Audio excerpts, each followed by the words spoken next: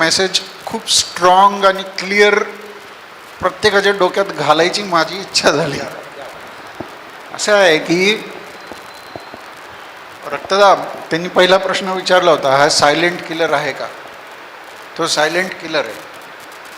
आणि तुम्ही एक उदाहरण, दोन उदाहरणं देतो. एक उदाहरण आहे डॉक्टर अशोक मोरे पाटील साहेब, तुम्ही सगळेजण ओळखता.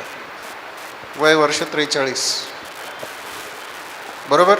मागच्या वर्षभराचे न्यूजपेपर काढा तुम्ही, खूप सारे डॉक्टरमध्ये गेलेत. त्यांनी सांगितलं आता व्यायाम केल्यावर प्रोटेक्शन मिळतं का? व्यायाम केल्यावर थोडंसं प्रोटेक्शन मिळतं. खूप सगळे कारणं बाजूला राहिले. उच्च रक्तदाब होण्याचं कारण सांगतो मी तुम्हाला. ते कारण आहे माझ्यासाठी. आपण जग खूप लिमिटेड करून ठेवलं आहे स्वतःपुरतं. BP त्या क्षणाला वाढतो ज्या क्षणाला तुम्हाला असं वाटतं की त्याचं थोडं मी काढून घेतो, त्याला मी दाखवतो, तुला मी बघतो. हा एक प्रकार. BP त्या क्षणाला वाढतो ज्या क्षणाला तुम्हाला असं वाटतं की मला कमीच दिलं देवाने. इथे बसलेल्या प्रत्येक माणसाला त्याची जी काही पात्रता आहे त्याच्यापेक्षा खूप जास्त गोष्टी देऊन पाठवल्या आहेत. आपण सगळेजण हे विसरलो आहे. ग्रॅटिट्यूड व्यक्त करणं हे BP कमी करण्याचं पहिलं औषध आहे. क्या बात, क्या बात, बिलकुल फॅन्टास्टिक. मी इथे उभा आहे त्याचं कारण सांगतो तुम्हाला. 3 मे या दिवशी मी पुण्याला 4 दिवसाची सुट्टी घेऊन आलो होतो. शॉपिंग केली भरपूर. त्याच्यावर मला हे घड्याळ फ्री मिळालं, स्मार्ट वॉच. मग मी सहज याचं बटन दाबलं, कारण ह्याच्यात भरपूर फंक्शन्स आहेत. त्याच्यातलं एक फंक्शन आहे BP मोजायचं. मी बटन दाबलं आणि त्यांनी सांगितलं की माझं ब्लड प्रेशर 140 आणि 80 आहे. माझं वय 45 वर्ष आहे. मला आश्चर्य वाटलं की माझं BP एवढं असू शकत नाही. म्हणून मी माझ्या मुलाला सांगितलं, जरा BP बघ रे माझं. तो म्हणाला, सर तुमचं BP 170/110 आहे. मी रोज 10 तास काम करतो. मी हॉस्पिटलमध्ये रोज, तुमच्या जणांनी काही जणांनी बघितलं असेल, 5 रूममध्ये फिरत असतो मी दिवसभर. ते माझं रनिंग आहे 6 किलोमीटर पर डे. आणि माझ्या घरात कोणी नाही आहे. मी असाच आनंदी माणूस आहे. मला कोणी त्रास देत नाही, कोणी देऊ शकत नाही. BP त्या क्षणाला वाढतो जेव्हा तुम्हाला त्रास देण्याची जबाबदारी दुसऱ्या माणसावर टाकता. Very good.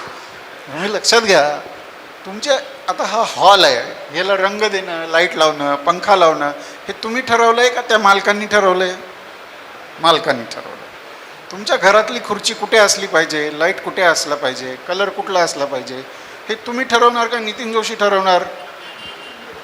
मग तुमच्या मनाचं डेकोरेशन तुम्ही ठरवणार का दुसरा माणूस ठरवणार? क्या बात सर, व्हेरी गुड, बहुत बढिया. BP त्याच्यामुळे वाढतो जेव्हा तुम्ही नवरा असाल तर बायकोला जबाबदारी दिली, तू माझ्या मनाचं डेकोरेशन कर, पाहिजे तसं नाचव माझ्या मनामध्ये. सगळ्या गोष्टींना टच झाला, एका गोष्टीला टच नाही झाला. स्त्रियांमध्ये हायपर टेन्शन होण्याचं सगळ्यात महत्त्वाचं कारण. बिलकुल बिलकुल.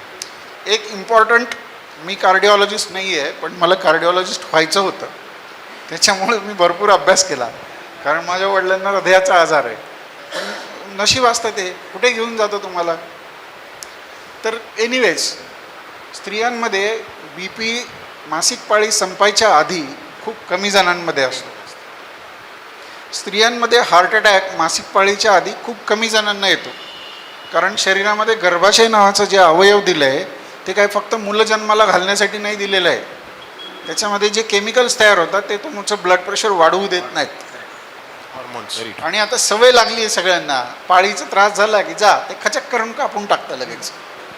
पोट भरायचा धंदा झाला आहे तो. 18-20 वर्ष, इथे तुम्ही तेलंगणाच्या बॉर्डरला जाऊन बघा, तुम्ही 18-20 वर्षाच्या मुली बघतो मी, लगेच गर्भाशय काढून टाकतात. पोटात काही होऊ दे, भारत देशामध्ये पहिलं औषध ॲसिडिटीचं दिलं जातं. एनिवेज, तर माझं ब्लड प्रेशर 170/10 होतं 3 तारखेला. मग मी 4 जणांना बोलवलं. ते म्हणाले, सर तुमचं BP 110/70 आहे. मग मी सगळे इन्व्हेस्टिगेशन्स केले, सगळे नॉर्मल आहेत. मग इको केला. त्यांनी एक शब्दाचा उल्लेख केला, तुम्ही लक्षात आलं की नाही माहीत नाही, एंड ऑर्गन डॅमेज. इको केला माझा. त्यांनी सांगितलं, सर तुम्हाला माइल्ड लेफ्ट वेंट्रिक्युलर हायपरट्रॉफी आहे. सोप्या भाषेत माझ्या हृदयाची शुद्ध रक्त पंप करण्याचा जो कप्पा आहे, त्याला लेफ्ट व्हेंट्रिकल म्हणतात, तो जरासा जाड झाला आहे. तर जरासा जाड याच्यामुळे झाला आहे, मागच्या खूप वर्षांमध्ये त्याला जास्त प्रेशरने दाबावं लागतं आहे पुढे. म्हणजे माझा मेंदू खूप फास्ट काम करत असतो, त्याच्यामुळे त्याला पंप जोरात करावं लागतं. ते जोरात दाबलं की त्याचं वाढतं ना, तुम्ही जिम केल्यावर बॉडी वाढते, तसं बी पी पुश केलं की हृदयाची पण जाडी वाढते. ते लक्षण आहे की तुम्हाला खूप वर्षांपासून ब्लड प्रेशर आहे आणि तुम्हाला औषधाची गरज आहे. व्यायाम, योगा वगैरे सगळ्या गोष्टी नंतर येतील. मग मी गोळी सुरू केली. 2 दिवस एक गोळी घेतली तर ते वरचं बी पी कमी झालं, ज्याचा उल्लेख त्यांनी केला सिस्टॉलिक बी पी, पण खालचं कमीच नाही झालं. मग त्या दिवशी डॉक्टर विक्रांत काही कारणासाठी माझ्याकडे आले होते हॉस्पिटलला, 3ऱ्याच दिवशी ह्या घटनेच्या. मग त्याला सांगितलं की विक्रांत असं असं झालं. तो म्हटलं सर तुम्ही अजून एक औषध ॲड करा.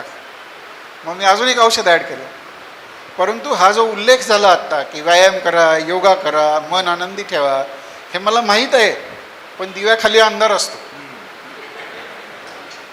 तुम्हाला नीट कळावं की डॉक्टर का मरतात, डॉक्टरांचं बी पी का वाढतं, म्हणून मी उभा येते. मला वाटलं की मला काहीच त्रास नाही, आणि मी ऑनेस्टली स्पीकिंग मागच्या 2 वर्षात माझं ब्लड प्रेशर काहीच चेक नाही केलं. कारण मी कोरोनाने ॲडमिट होतो. 10-11 दिवसात दर अर्ध्या तासाला बी पी बघायचे, तेव्हा नॉर्मल होतं ते. त्याच्यामुळं मला वाटलं की इट्स ओके. आणि 110/70च्या बी पीमध्ये 30 वर्षांनंतर 5 मेला मी नांदेड क्लबच्या स्विमिंग पूलमध्ये उडी मारली. 3 राऊंड मारले आणि दर राऊंड नंतर तो साधारण 10-20 फुटाचा राऊंड येतो. मला तोंडाने, नाकाने जिथे कुठे छिद्र आहेत तिथून श्वास घ्यावा लागत होता. इतका मी दम लागत होता मला. गोळ्या चालू होत्या. म्हटलं ठीक आहे जाऊ द्या. आपण दुसऱ्या दिवशी गेलो. मी म्हटलं आपण थोडं वाढू. 4 राऊंड मारले. 4 राऊंड 20 फुटाचे, 20-25-35 फुटाचा राऊंड येतो. आणि मी पुलाच्या बाहेर आलो 4 राऊंड नंतर की डायरेक्ट चक्कर येऊन पडलोच तिथे मी. तुम्ही माझ्याकडून हे शिकून घ्या, उदाहरणं घ्या. हे सगळं हे जरुरी आहे सगळं. तो बाहेर मसाज रूम आहे, तिकडे गेलो आणि पडलो मी खाली. पण मी डॉक्टर असल्यामुळं मला माहीत होतं की आय एम ओके. मग ते ठीक झालं. आणि आज स्विमिंग मी गावात शिकलो आहे पोहायला 1994च्या आधी.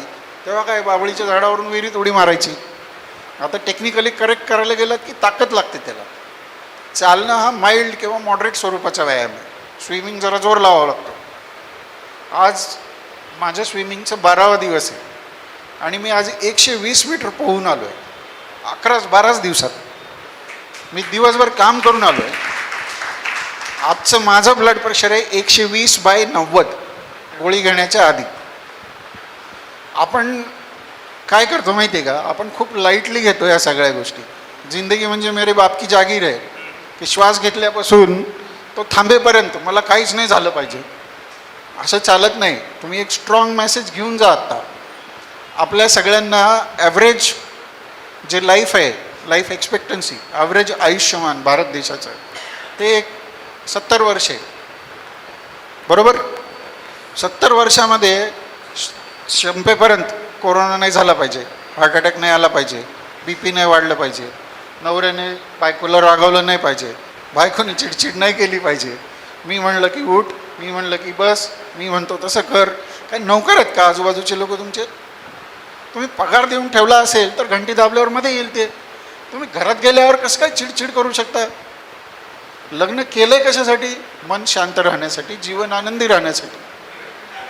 आणि सगळ्यात ॲक्च्युली क्या बात. सगळ्यात जास्त प्रेशर वाढवायची जागा कोणती? घर. बरोबर? आणि दुसरं सगळ्यात जास्त प्रेशर वाढवायची जागा कोणती? कामाची. काम कशासाठी सुरू केलं? भाकरीसाठी. मग आता काम इतकं वाढवलं की भाकरीच वेळेवर खायला मिळेल ना. या सगळ्या गोष्टींमुळे प्रेशर कुकर झाला आहे माणसाचा. बरोबर ना? आणि मग असं लक्षात ठेवा की ते 70 वर्षामध्ये ते तिथे जाऊन बसायला, मी इथं उभं राहायला, तुम्ही काहीतरी व्हायला आपल्याला किमान 20-25 वर्षाचं प्रशिक्षण लागतं की नाही? पाठवलं आहे माणूस म्हणून जगायला, काहीतरी करायला, दुसऱ्याला मदत करायला. कारण तो देव नावाचा प्राणी मी बघितला नाही कोरोनात खाली आलेला. तो खाली आलेला प्राणी हाच होता इथं बसलेला. नुसतं बोललो तरी किती प्रेशर कमी व्हायचं आपलं. 20 वर्ष आपण शिकण्यात घालतो. शांत झोप आलीच रोज तर 8 घंटे आपल्याला झोपायला लागतात. 24 तासातले 8 तास झोपायला गेले मॅडम. 70 गुणिले 8 23 वर्ष झाली. 23 वर्ष झोपायला गेले, 20 वर्ष शिकायला गेले, बरोबर. मग आता हे बीपीचं भाषण ऐकायला मला तिथून इथे यायला 15 मिनटं लागली, कपडे बदलायला 10 मिनटं गेली, जेवायला काही वेळ गेला. अरे मी जगायला आलो आहे इथे आणि टाईमपास गोष्टीत वेळ चालला माझा. नितीन जोशींकडनं लिहून घ्या की किमान 7 वर्ष ह्या टाईमपास गोष्टींमध्ये घालवतो आपण. मग ते 23, हे 20, हे 7 गेल्यावर फक्त 20 वर्ष शिल्लक राहतात. त्या 20 वर्षामध्ये कसं जगायचं आहे हे ज्याला कळलं त्याला ब्लड प्रेशर होणार नाही. क्या बात. बहुत धन्यवाद. आणि कन्क्लुडिंग रिमार्कमध्ये त्यांनी सांगितलं गुगल बघू नका. गुगल ज्ञान देत नाही, गुगल फक्त माहिती देतं आणि तो कचऱ्याचा डब्बा आहे ॲक्च्युली. ज्याला जे वाटलं ते लिहून टाकायचं, त्याच्यावरून ठरवणार का मी कसं राहणार ते. त्याच्यामुळे गुगल वाचणं विचारू नका. तुमच्या मनात निर्माण झालेले प्रश्न डॉक्टरांना विचारा, कारण एक कार्डिओलॉजिस्ट तयार व्हायला 20 वर्षाचं शिक्षण आणि प्रशिक्षण घ्यावं लागतं.